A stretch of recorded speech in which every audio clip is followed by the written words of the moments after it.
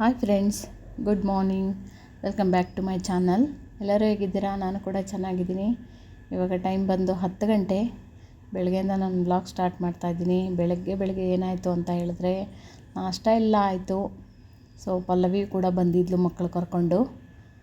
So ಅಡುಗೆ ಮಾಡೋಣ ಅಂತ ಹೇಳಿ ಅನ್ನಕ್ಕೆ ಕುಕ್ಕರ್ ಇಟ್ಟಿದ್ದೆ. ಸೊ ಕುಕ್ಕರೆಲ್ಲ 2 ವಿಷಲ್ ಆಯಿತು. 3ನೇ ವಿಷಲಿಗೆಲ್ಲ ಬ್ಲಾಸ್ಟ್ ಆಗಿಬಿಟ್ಟು ತುಂಬ ಕಷ್ಟ ಆಗೋಯಿತು. ನನಗಂತೂ ಅದನ್ನು ಹೇಗೆ ಕ್ಲೀನ್ ಮಾಡೋದು ಅಂತಲೇ ಗೊತ್ತಾಗ್ತಾ ಇರಲಿಲ್ಲ. ಮನೆ ತುಂಬ ರೈಸ್ ಆಗಿಬಿಟ್ಟಿತ್ತು. ಸೊ ಪಲ್ಲವಿ ಬಂದರಿಂದ ನನಗೆ ಸ್ವಲ್ಪ ತುಂಬಾ ಹೆಲ್ಪ್ ಆಯಿತು. ಪಾಪ ಅವಳೆಲ್ಲ ಕ್ಲೀನ್ ಮಾಡಿದ್ಲು. ಅಕ್ಷಯ್, ಕಿರಣ್ ಕೂಡ ಎಲ್ಲರೂ ಸೇರಿ ಎಲ್ಲ ಕ್ಲೀನ್ ಮಾಡಿದರು. ನಾನು ಇನ್ನು ಮಕ್ಕಳಿಗೆಲ್ಲರಿಗೂ ಊಟ ಬೇಕಲ್ವಾ ಅಂತ ಹೇಳಿ ಕ್ಲೀನ್ ಮಾಡ್ಕೊತಾನೇ ಅಡುಗೆನೂ ಕೂಡ ರೆಡಿ ಮಾಡಿದೆ. ಮೊಟ್ಟೆ ಸಾರು, ಅನ್ನ ಮತ್ತೆ ಅನ್ನಕ್ಕೆ ಇಟ್ಟಿದ್ದೀನಿ. ಸ್ವಲ್ಪ ಅನ್ನ ಇದೆ, ಮತ್ತೆ ಅನ್ನಕ್ಕೆ ಇಟ್ಟಿದ್ದೀನಿ. ಸೊ ಕೆಲಸ ಮಾಡ್ಕೊತಾನೆ ಎಲ್ಲರಿಗೂ ಹಶು ಬೇರೆ ಆಗಿತ್ತು. 3 ಗಂಟೆ ಆಗ್ತಾಯಿತ್ತು. ಸೊ ಇವಳು ದೊಡ್ಡಮ್ಮು, ಅಕ್ಷಯ್ ಕೂಡ ಊಟ ಮಾಡ್ತಾಯಿದ್ದಾನೆ. ಹಾಗೆಯೇ ಪಲ್ಲವಿ ಊಟ ಮಾಡ್ತಾಯಿದ್ಲು. ಪಲ್ಲವಿ ಕೂಡ ನನ್ನ ಜೊತೆಗೆ ಇಲ್ಲಿ ಮತ್ತೆ ಈ ಕಡೆ ರೂಮಿಗೆ ಊಟ ಮಾಡಲಿಕ್ಕೆ ಬಂದಳು. ಸ್ವೀಟಿಗೆ ಕೂಡ ಮೊಟ್ಟೆ ಕೊಟ್ಟಿದ್ದೀನಿ. ಸೊ ಪಲ್ಲವಿನೂ ಊಟ ಮಾಡ್ತಾಯಿದ್ದಾಳೆ, ನಾನು ಊಟ ಮಾಡ್ತಾಯಿದ್ದೀನಿ. ನಮ್ಮ ಮನೆಯವ್ರಿಗೆ ಇವತ್ತು ಕೆಲಸ ಇತ್ತು, ಅವರು ಕೂಡ ಡ್ಯೂಟಿಗೆ ಹೋಗಿದ್ದಾರೆ. ಸೊ ಇವಾಗ ಸಂಜೆ 6 ಗಂಟೆ ಆಯಿತು. ಎಲ್ಲ ಮನೆಯೆಲ್ಲ ಕ್ಲೀನ್ ಮಾಡಿ ಪಲ್ಲವಿ ಅವಳು ಹೋದ್ಲು ಮನೆಗೆ. ಪಲ್ಲವಿ ಬಿಟ್ಟು ಬರಬೇಕಾದ್ರೆ ನನ್ನ ಚಿಕ್ಕ ಮಗ ತರಕಾರಿ ಎಲ್ಲ ತೊಗೊಂಡು ಬಂದಿದ್ದ. ಕೋಸು, ಹಸಿರು ಮೆಣಸಿನ್ಕಾಯಿ, ಹಾಗೆಯೇ ಬಸಳೆ ಸೊಪ್ಪು, ಕೊತ್ತಂಬರಿ, ಪುದೀನ, ಹೀರೆಕಾಯಿ, ಬೀನ್ಸು, ದಪ್ಪ ಮೆಣಸು, ಬದನೆಕಾಯಿ, ಆಮೇಲೆ ಹಾಗಲಕಾಯಿ, ಕ್ಯಾರೆಟು ಇಷ್ಟೆಲ್ಲ ತರಕಾರಿ ತೊಗೊಂಡು ಬಂದಿದ್ದ. ನಾಳೆ ಅಂದರೆ ಮತ್ತು ಅವ್ರಿಗೆ ಟೈಮ್ ಸಿಗೋಲ್ಲ. ಸೊ ಪಲ್ಲವಿಗೂ ಇವತ್ತು ಹೋಗೋದು ಬೇಡ ಅಂತ ಹೇಳಿದೆ ನಾನು. ಯಾಕಂದರೆ ಪಾಪ ಅವಳಿಗೂ ಸಾಕಾಗಿಬಿಟ್ಟಿತ್ತು. ಆಮೇಲೆ ಹೊಟ್ಟೆನೂ ಸ್ಟಾರ್ಟ್ ಆಗಿತ್ತು ಅವಳಿಗೆ. ಆದ್ರೂ ನಾಳೆ ಮಗಳಿಗೆ ಸ್ಕೂಲ್ ಇದೆ ಅಂತ ಅವಳು ಹೋದ್ಲು. ಸೊ ನಾನು ಅಷ್ಟರ ಮೇಲೆ ಇವಾಗ 8 ಗಂಟೆ ಆಯಿತು. ನಾನಿಲ್ಲಿ ಸೋಯಾಬೀನ್ ಬಿರಿಯಾನಿ ಮಾಡ್ತಾಯಿದ್ದೀನಿ.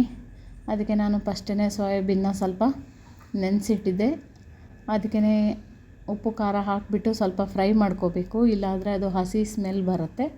ಸೊ ನಾನಿಲ್ಲಿ ಗ್ರೇವಿ ರೆಡಿ ಮಾಡಿಕೊಂಡು ಸೋಯಾಬೀನ್ ಕೂಡ ಹಾಕಿ ಸ್ವಲ್ಪ ಚೆನ್ನಾಗಿ ಫ್ರೈ ಮಾಡ್ಕೊತಾ ಇದ್ದೀನಿ. ಈ ಥರ ಫ್ರೈ ಮಾಡಿಕೊಂಡ್ರೆ ಅದು ಹಸಿ ಸ್ಮೆಲ್ ಹೋಗುತ್ತೆ ಸೋಯಾಬೀನ್. ಸೊ ನಾನು ಅದು ರೆಡಿ ಮಾಡಿಕೊಂಡೆ. ಅಮ್ಮು ಮತ್ತು ಸ್ವೀಟಿ ಇಬ್ಬರು ಆಟ ಆಡ್ತಾಯಿದ್ದಾರೆ. ಇವತ್ತು ಟೈರಸ್ ಎಲ್ಲ ನೀಟಾಗಿ ಗುಡಿಸಿದ್ದಾರೆ.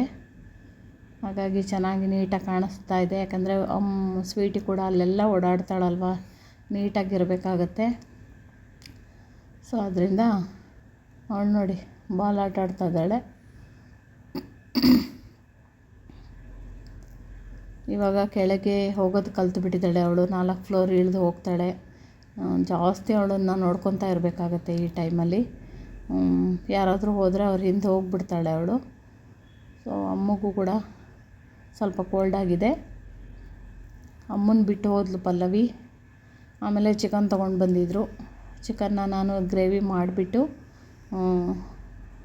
ಅಕ್ಷಯ್ಗೆ ಅದೇನು ಸೌದೆ ಒಲೆಯಲ್ಲಿ ಬೆಂಕಿ ಹಾಕಿ ಚಿಕನ್ನ ಈ ಥರ ರೋಸ್ಟ್ ಮಾಡ್ಕೊತಾ ಇದ್ದಾನೆ.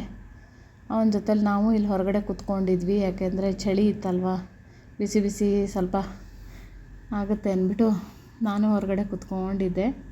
ಸೊ ಅಕ್ಷಯ್ ಈ ಥರ ಚಿಕನ್ನ ಗ್ರಿಲ್ ಮಾಡ್ಕೊತಾ ಇದ್ದಾನೆ. ಅವನಿಗೆ ಈ ಥರ ಎಲ್ಲ ಮಾಡೋದು ಅಂದರೆ ತುಂಬ ಇಷ್ಟ ಅವನಿಗೆ. ಎಷ್ಟೇ ಕೆಲಸ ಮಾಡಿದ್ರೂ ಮನೆ ಕೆಲಸ ಮುಗಿಯಲ್ಲ. ನಾನೆಲ್ಲ ಕೆಲಸ ಮಾಡಿಕೊಂಡು ಮತ್ತೆ ಬಂದು ಕೈಕಾಲು ಮುಖ ಎಲ್ಲ ತೊಳ್ಕೊಂಡು ರೆಡಿಯಾಗಿ ಸ್ವಲ್ಪ ಬೆಂಕಿ ಎಲ್ಲ ಕಾಸ್ಕೊಂಡು ಬಂದಿದ್ದೀನಿ. ಕೂತ್ಕೊಂಡು ಟಿ ವಿ ನೋಡ್ತಾಯಿದ್ವಿ, ಬಿಗ್ ಬಾಸು. ನಮ್ಮನೆಯವ್ರು ಏನೋ ಸಾಂಗ್ ಹಾಕ್ಕೊಂಡಿದ್ರು. ಸ್ವೀಟಿ ಡೀಪಾಗಿ ಆ ಸಾಂಗನ್ನು ನೋಡ್ತಾ ಇದ್ದಾಳೆ. ಬ್ಲ್ಯಾಕ್ ಆ್ಯಂಡ್ ವೈಟ್ ಇದೆ ಅಲ್ವಾ, ನೋಡಿ ಆ ಥರ ನಾನು ಕರೆದ್ತಾ ಇದ್ರೂ ಕೇಳಿಸ್ತಾ ಇಲ್ಲ. ಆಮೇಲೆ ಜೋರಾಗಿ ಕರೆದ್ರೆ ಅವಾಗ ನೋಡ್ತಾ ಇದ್ದಾಳೆ ಅವಳು. ಅಷ್ಟು ಡೀಪಾಗಿ ಆ ಮೂವಿನ ನೋಡ್ತಾ ಇದ್ದಾಳೆ, ಸಾಂಗ್ ಅದು. ಸೊ ನಮ್ಮನೆಯವ್ರು ಕೂಡ ಅದನ್ನು ನೋಡ್ತಾ ಕೂತ್ಕೊಂಡಿದ್ರಲ್ವ, ಅವಳು ಕೂಡ ಕೂತ್ಕೊಂಡು ನೋಡ್ತಾ ಇದ್ದಾಳೆ.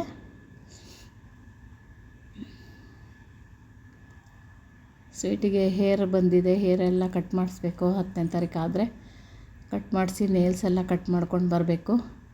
ಮಕ್ಕಳಿಗೆ ನೋಡಿ ಎಷ್ಟು ಬುದ್ಧಿ ಇರುತ್ತೆ. ಅವಳು ಮೊಬೈಲಲ್ಲೆಲ್ಲ ನೋಡ್ತಾರಲ್ವ ಗೇಮ್ ಆಡೋದನ್ನ, ಸ್ವೀಟಿಗೆ ಗೇಮ್ ಆಡಿಸ್ತಾ ಇದ್ದಾಳೆ ಅವಳು ನೋಡಿ. ಸ್ವೀಟಿನೂ ಅವಳ ಜೊತೆಗೆ ಆಟ ಆಡ್ತಾ ಇದ್ದಾಳೆ. ಈ ಥರ ಗೇಮ್ ಆಡೋದು. ಅವಳು ಅದನ್ನು ಒದಿಬೇಕಂತೆ. ಅದು ಮಾಡುತ್ತಾ ನೋಡಿದ್ವಿ. ಅವಳು ಅದೇ ಥರನೇ ಬಾಲ್ನ ತಗೊಳಕ್ಕೆ ಹೋಗ್ತಾಳೆ ನೋಡಿ. ಹಿಡ್ಕೊತಾಳೆ ಅವಳು ಬಾಲ್ನ. ಹೀಗೆ ಇವತ್ತು ಕಷ್ಟ ಆದ್ರೂ ಸ್ವಲ್ಪ ಹ್ಯಾಪಿಯಾಗಿ ಇವತ್ತು ಡೇ ಕಳೆದೋಯ್ತು. ಓಕೆ ಫ್ರೆಂಡ್ಸ್, ಬಾಯ್.